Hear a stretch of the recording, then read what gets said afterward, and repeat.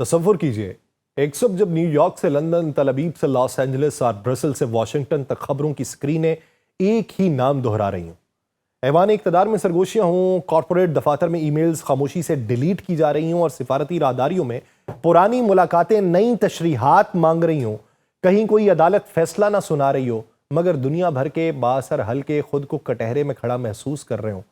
یہ وہ لمحہ ہے جب ایک شخص کی فائلیں بین الاقوامی نظام کی نیندیں اڑا چکی ہیں اور طاقت رسائی اور خاموش مفاہمت پہ کھڑی ایک پوری عالمی ترتیب ہل کے رہ چکی۔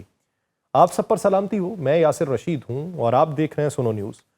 ناظرین، یہ کہانی طاقت کے اس کمرے سے نکلتی ہے جہاں روشنی کم اور راز زیادہ ہوتے ہیں۔ نیو یارک کی ایک فائل، کاغذوں کا ایک انبار اور ان صفحات میں درج وہ نام جنہیں دنیا برسوں سے طاقت، اختیار اور کامیابی کی علامت سمجھتی رہی۔ جیسے ہی یہ دستاویزات منظر عام پہ آئیں، ایک لمحے کو ایسا محسوس ہوا کہ عالمی نظام کی بنیادوں میں ہلکی نہیں گہری دراڑ پڑ گئی ہے۔ وجہ یہ نہیں کہ کوئی نیا جرم سامنے آیا تھا، بلکہ اس لیے کہ ان ناموں کا ایک ہی جگہ اکٹھا ہونا خود ایک سوال بن گیا۔ جیفری ایپسٹین اب زندہ نہیں ہے، مگر اس کے گرد بنائی گئی دنیا آج بھی سانس لے رہی ہے۔ یہ وہ دنیا ہے جہاں ارب پتی بزنس مین، سابق پریزیڈنٹس، شاہی خاندانوں کے افراد اور عالمی اداروں تک رسائی رکھنے والے لوگ ایک ہی دائرے اور کلب میں نظر آئے۔ سب نے انکار کیا کہ ہم نہیں ملے، سب نے خود کو الگ رکھا، سب نے یہی کہا کہ وہ کچھ نہیں جانتے تھے۔ مگر سوال یہ کہ لا علمی کا یہ دعویٰ اتنے برسوں، اتنے رابطوں، اتنی ملاقاتوں کے بعد کتنا وزنی رہ جاتا ہے۔ برطانیہ کے سابق شہزادے اینڈریو کا نام اس فہرست میں کسی سرسری حوالے کی طرح نہیں آتا، بلکہ بار بار آیا۔ ای میلز کا تذکرہ ہوا، ملاقاتوں کے تذکرے ہوئے، دعوت نامے ہوئے، ایسی تصاویر جن پر شاہی خاموشی بھی پردہ نہیں ڈال سکی۔ ایک وقت تھا جب یہ نام وقار اور شاہی روایت کی علامت تھا، پھر ایسا لمحہ آیا جب اسی نام سے خطابات واپس لے لیے گئے، القابات چھین لیے گئے اور تاریخ نے پہلی بار ایک زندہ شہزادے کو علامتی طور پہ غیر شاہی کر دیا۔ سوال جرم کا نہیں تھا، سوال قربت کا تھا کہ جیفری سے قربت کیسی، تعلق کیسا، اور اس فیصلے کا جو سب کچھ سامنے آنے کے باوجود قائم رہا۔ اسی کلب کے اندر سارا فرگوسن کا ذکر بھی آتا ہے۔ سیرا جو ہے یہ ایک طرف عوامی معذرت کرتی ہے، دوسری طرف چند ماہ بعد انہی تعلقات پہ مشورہ مانگتی دکھائی دیتی ہے کہ میں اب کیا کروں۔ اور یہ تضاد کسی فرد کا نہیں تھا بلکہ اس طبقے کا تھا جہاں تعلقات کو توڑا نہیں جاتا، بس ان کا رخ بدلا جاتا ہے کہ میں تو کسی اور کام سے وہاں گیا تھا۔ جہاں سچ کو مکمل دفن نہیں کیا جاتا، صرف اتنا دبا دیا جاتا ہے کہ وہ شور نہ مچا سکے۔ پھر بات آتی ہے جدید دور کے دیوتاؤں کی۔ ایلان مسک، ٹیکنالوجی کی دنیا کا سب سے طاقتور نام، فائلوں میں اس کا ذکر چند ای میلز تک محدود ہے، مگر یہی چند سطریں یہ بتانے کے لیے کافی ہیں کہ ایپسٹین کی رسائی کہاں تک تھی۔ جزیرے کی باتیں اس میں ہوتی رہیں، دعوتوں کی باتیں ہوتی رہیں، پیشکش کی جاتی رہی۔ مسک انکار کرتا رہا، اس کا انکار اپنی جگہ، مگر یہاں سوال یہ بھی ہے کہ ایسے لوگ آخر ایک ہی دروازے پہ کیوں دستک دیتے ہیں، اور وہ دروازہ ہمیشہ طاقتوروں کے لیے ہی کیوں کھلتا رہا۔ پھر ایک نام رچرڈ برینسن کا آتا ہے جو اس سے بھی زیادہ چونکا دینے والا معاملہ ہے۔ نجی جزیروں کے دعوت نامے آتے رہے، ہنسی میں کہے گئے جملے، اور پھر وہ مشورہ کہ ایپسٹین اپنی ساکھ بہتر بنانے کے لیے کس طرح دوسرے طاقتوروں کو استعمال کرے، یہ مشورہ اس شخص نے دیا تھا۔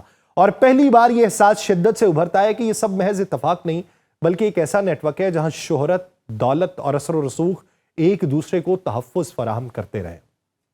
پھر امریکی سیاست کے دو بڑے نام، ڈونلڈ ٹرمپ اور بل کلنٹن، وہ بھی اس دائرے سے باہر نہیں ہیں۔ دونوں کے بارے میں کہا گیا کہ تعلقات پرانے تھے لیکن بہت کم تھے، ختم ہو چکے ہیں، مگر فائلیں یہ بتاتی ہیں کہ بات صرف ملاقاتوں کی نہیں بلکہ اس ماحول کی ہے جہاں ایپسٹین جیسے لوگ صدر کے ایوانوں، ان کے نجی جہازوں اور بااثر محفلوں تک رسائی رکھتے ہیں۔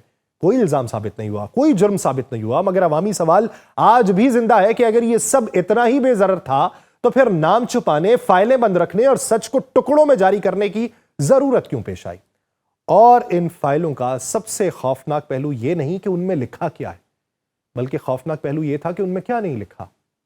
ریڈ ایکشنز، سیاہ کیے گئے صفحات، حذف شدہ نام، یہ سب اس بات کی یاد دہانی ہے کہ انصاف ہمیشہ طاقت کے برابر نہیں ہوتا۔ عام آدمی کے لیے ایک الزام ہی کافی ہوتا ہے، مگر طاقتور کے لیے سینکڑوں حوالوں کے باوجود بھی خاموشی کا حصار باقی رہتا ہے۔ یہی کام کسی مسلم نے کیا ہوتا نا، اس کی آل اولاد اس کے شجرہ نسب کو رول کے رکھ دیتی، پوری دنیا اور اسلام فوبیا کی پھر ایک جنگ شروع ہوتی۔ لیکن وہ طاقتور دنیا کا شخص تھا، سیاست یا ریاست تک محدود نہیں تھا بلکہ کھیل، ٹیکنالوجی، معیشت، عالمی سفارتکاری تک پھیلا ہوا تھا۔ پہلے جو دائرہ بن چکا تھا، پھر اس کے گرد مزید حلقے اس نے بنائے، اور ہر نیا حلقہ اس سچ کو زیادہ واضح کرتا رہا کہ ایپسٹن محض ایک فرد نہیں تھا بلکہ ایک راستہ تھا، ایک ایسا راستہ جس پر چلتے ہوئے مختلف دنیاؤں کے بااثر لوگ ایک ہی جگہ آ کر ملتے رہے۔ اس تسلسل میں سٹیون ٹش کا ذکر بھی سامنے آتا ہے، ایک ایسا نام جو کھیل اور فلم دونوں کی دنیا میں ہیوی ویٹ تھا۔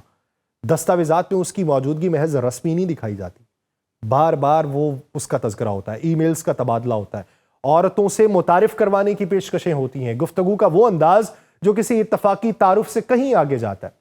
اور ٹش نے یہ تسلیم کیا کہ تعلق تھا، مگر اس نے کہا کہ بہت محدود سا تھا۔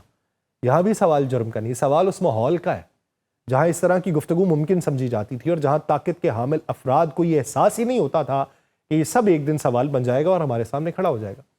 اسی آپ چین میں دیکھیں تو کیسی ویسرمن کا نام بھی آتا ہے، جو مستقبل کے اولمپکس جیسے عالمی ایونٹ کے انتظامی مرکز میں بیٹھا شخص تھا۔ یہاں معاملہ ایپسٹن سے براہ راست تعلق کا نہیں تھا، بلکہ اس نیٹ ورک کے دوسرے ستون جو تھے، میکسویل سے اس کا رابطہ تھا، گیسلین سے رابطہ تھا، ای میلز میں موجود بے تکلفی تھی، اور جو جملے بولے جاتے تھے وہ یہ بتاتے تھے کہ یہ سب کسی سنجیدہ ادارہ جاتی ماحول سے بالکل مختلف دنیا تھی۔ اور بعد میں دیے گئے بیانات میں اس نے پچھتاوا کیا، مگر یہ پچھتاوا بھی اس وقت کا ہے جب سب کچھ سامنے آ چکا تھا۔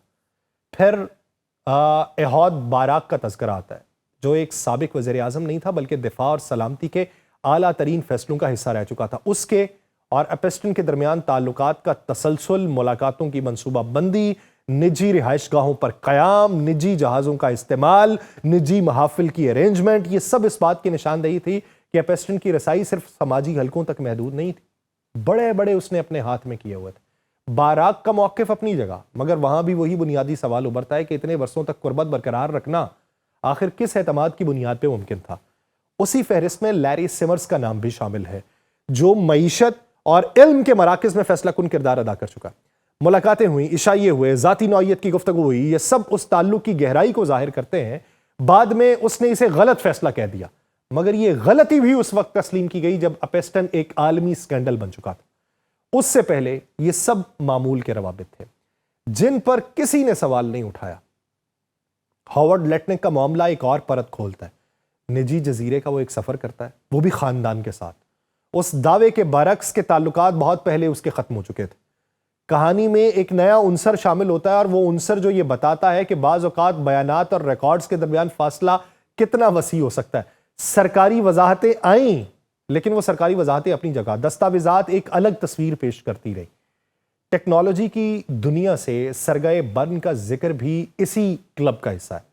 ابتدائی دعوتوں میں حصہ لیا، فلم سکریننگز، گھریلو عشائیے، دوسرے بااثر افراد کو ساتھ لانے کی باتیں، یہ سب اس دور کی کہانی سناتی ہیں جب ایپسٹن پہ الزامات کھل کر سامنے نہیں آئے تھے، مگر اس کے باوجود یہ ظاہر ہوتا ہے کہ وہ کس قدر آسانی سے جدید دنیا کے سب سے طاقتور دماغوں تک پہنچ رکھتا تھا۔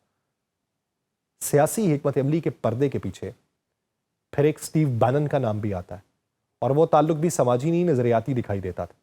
پیغامات میں سیاست پہ باتیں تھیں، منصوبوں پہ باتیں تھیں، یہاں تک کہ ایپسٹن کی ساکھ کو بہتر بنانے کی باتیں بھی تھیں۔ اور یہ پہلو اس کہانی کو ایک اور سمت لے کے جاتا ہے جہاں یہ احساس گہرا ہوتا ہے کہ ایپسٹن کو محض ایک بدنام شخص نہیں بلکہ ایک ممکنہ ایسٹ سمجھا جا رہا تھا۔ پھر میروسلاو لائچک کا ذکر بھی آتا ہے، جو اس پوری کہانی کو بین الاقوامی سفارتکاری کے دروازے تک لے جاتا ہے۔ یہاں کوئی الزام نہیں تھا، رابطے ہوئے، تصاویر شیئرنگ ہوئی، خط و کتابت اتنی تھی کہ سیاسی دباؤ کے سامنے عہدہ چھوڑنا پڑا، اور یہ شاید پہلی عملی مثال تھی کہ ان فائلوں نے کسی کو حال میں براہ راست متاثر کیا۔ یہ ہمیں ایک نتیجے تک بات لے کے جاتی ہے کہ جو چیخ کر نہیں خاموشی سے بولتی ہے۔ یہ کہانی کسی ایک ملک، کسی ایک شعبے، کسی ایک دور تک محدود نہیں ہے۔